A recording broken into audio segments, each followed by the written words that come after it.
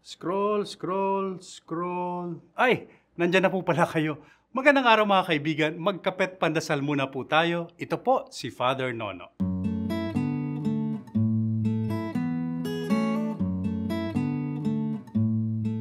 Opo, aminin na natin, nakaka-addict ang social media. Nakaka-addict manood ng mga video sa TikTok, Instagram, YouTube o Facebook. Masimulan mo lang sa isa, tuloy-tuloy na yan. Hindi mo na matanggal yung mga mata mo sa screen. Mamamalayan mo na lang, nakailang oras ka nang nag-i-scroll. Nakaka-addict talaga. Sabi nga ng mga pag-aaral, tayong mga Pilipino raw, nasa top 3 ng mga bansa sa buong mundo na mahilig mag-text o bumabad sa social media.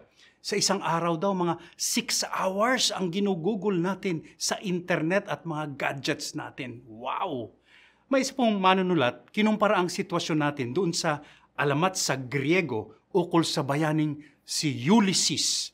Pauwi na sila ng kanyang mga kawal mula sa digmaan. Subalit, nadaan sila sa isla ng mga sirena.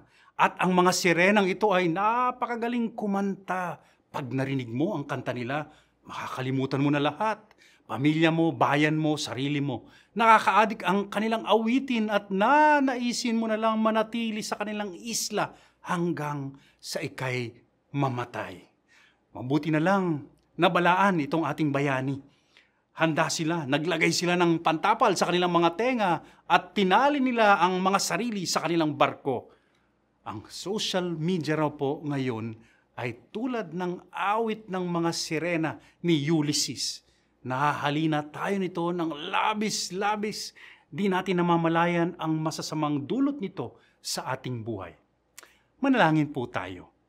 Panginoon, turuan mo kami naway panatilihin naming malaya at hindi naaalipin ang aming mga isipan, kamalayan at kalooban.